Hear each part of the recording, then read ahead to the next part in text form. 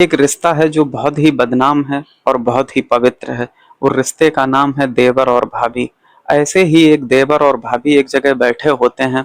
तो देवर अपनी भाभी से कहता है कि भाभी मुझे शादी करनी है तो तुम्हारे जैसी लड़की के ही साथ करनी है। तो भाभी बदले में पूछती है कि मेरे अंदर ऐसा क्या है जो तुम्हें मुझ जैसी ही लड़की चाहिए। तो देवर उसकी बहुत ज्यादा तारीफें कर देता है।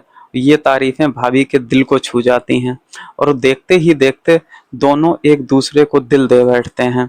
उसके बाद खून का ऐसा तांडव मचता है जिसे सुनकर हर कोई सिहर उठता है। आखिर क्या है ये देवर और भाभी की कहानी और क्यों हुआ था कत्ल, जानते हैं आज की इस वीडियो में। आदाब नमस्कार, मैं नाजिम सिद्दीकी। आज आपको जो कहानी सुनाने जा रहा हूँ ये कहानी है मध्य प्रदेश की। मध्य प्रदेश में एक जिला है सागर। उसके अंदर एक थाना आता है बराइठा थाना। 15 जुलाई 2025 को वहाँ एक कॉल आती है ककरट गांव से। वो व्यक्ति बताता है कि हमारे गांव में एक व्यक्ति की संदिग्ध परिस्थिति में मौत हो गई है, सर आप चले आइए। अब पुलिस वाले जब गांव में पहुंचते हैं तो देखते हैं कि वहां एक व्यक्ति की लाश रखी है और लोग काफी ज्यादा रो और चिल्ला रहे हैं। जब पता किया जाता है तो उस व्यक्ति की पहचान होती है वीरेंद्र लोधी के नाम से। अब जब उसके परिजनों से पूछताछ की जाती है कि आखिर इस व्यक्ति की मौत हुई कैसे, तो सामने आती है उसकी पत्नी सीता। वो बताती है कि कल शाम को मेरे पति घर आए थे, उन्होंने हमारे साथ खाना खाया था। उसके बाद जब वो सोने चले गए तो रात को जब मेरी आंख खुली तो वो बेड से नीचे गिरे हुए थे और उनके सर से बहुत ज्यादा खून बह रहा था। यही कहानी वीरेंद्र का छोटा भाई राजेंद्र भी सुनाता है पुलिस वालों को। अब पुलिस वाले ये कहते हैं कि अब इस लाश का पोस्टमार्टम कराना पड़ेगा। एग्जैक्ट बात तो तभी पता लगेगी कि आखिर वीरेंद्र की मौत हुई कैसे है। अब जैसे ही पुलिस वाले पोस्टमार्टम का नाम लेते हैं तो इधर राजेंद्र और उधर उसकी भाभी सीता बहुत ज्यादा परेशान हो जाते हैं और ये लोग मना करने लगते हैं कि हमें कोई पोस्टमार्टम नहीं कराना है। अब पुलिस वाले इन दोनों को समझाते हैं, साथ में गांव वाले भी समझाते हैं कि पोस्टमार्टम तो कराना ही पड़ेगा जिससे एग्जैक्ट कारण पता चल सके कि डेथ हुई कैसे है।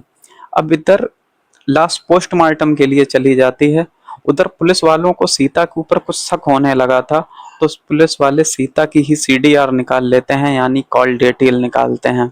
अब इधर कुछ दिनों के बाद पोस्टमार्टम रिपोर्ट आती है, उधर सीडीआर की रिपोर्ट आ जाती है। अब सीडीआर रिपोर्ट में एक बहुत ही चौंकाने वाला खुलासा था। वो खुलासा ये था कि सीता अपने ही देवर यानी राजेंद्र के साथ घंटों घंटों भर बातें करती रहती थी। उधर पोस्टमार्टम में एक चौंकाने वाली बात ये थी कि वीरेंद्र की मौत सर में चोट लगने की वजह से नहीं हुई थी, बल्कि उसकी मौत गला घोटने की वजह से हुई थी। उसके बाद उसके सर में कोई वजनी चीज मारी गई थी। अब पुलिस वालों के पास इतने सबूत काफी हो जाते हैं, वो तुरंत पहुंच जाते हैं गांव में और सीता और उसके देवर राजेंद्र को उठा के थाने ले जाते हैं। अब जब इनसे पूछताछ की जाती है तो ये कुछ देर के बाद तोते की तरह बोलने लग जाते हैं और ये कहानी सुनाते हैं एक अवैध संबंधों की। दरअसल कहानी ये होती है कि ये देवर और भाभी के बीच में एक अच्छी बॉन्डिंग होती है। तो देवर अक्सर भाभी से कहता है कि मुझे तुम्हारे जैसी ही लड़की चाहिए और इन दोनों लोगों के बीच में तारीफों तारीफों में बात इतने आगे पहुंच जाती है कि ये लोग एक दूसरे को दिल दे बैठते हैं। अब आए दिन इनको बीच में घंटों फोन से बातें होने लगती हैं और कभी कभी शारीरिक संबंध भी बनने लगते हैं। एक दिन ये लोग अपने ही कमरे में जब शारीरिक संबंध बना रहे थे, निर्वस्त्र हालत में थे, उसी वक्त सीता का पति वीरेंद्र कमरे में आ जाता है और वो अपनी ही पत्नी और अपने ही छोटे भाई को आपत्तिजनक हालत में देखता है तो वो काफी परेशान हो जाता है। इसके बाद वो इन दोनों को समझाता है लेकिन ये लोग अपनी हरकतों से बाज नहीं आते हैं। अब ये दोनों लोग काफी परेशान हो गए थे और सीता अपने पति को ही अपने रास्ते का कांटा समझने लगी थी। ऐसे ही एक दिन और ये लोग आपत्तिजनक हालत में पाए जाते हैं जब वो देख लेता है इन दोनों को।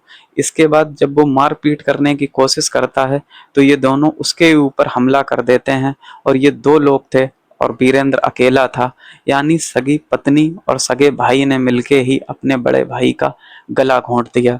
इसके बाद ये एक स्क्रिप्ट बनाते हैं वाहियात सी कि हम इसका गला तो घोट ही दिया है, अब इसके सर पे कोई चीज मार देते हैं बजनी, जिसके इसके सर से खून निकलेगा और सुबह को हम सबको ये बता देंगे कि इसके सर में कोई चोट लगी है बेड पे गिरने की वजह से।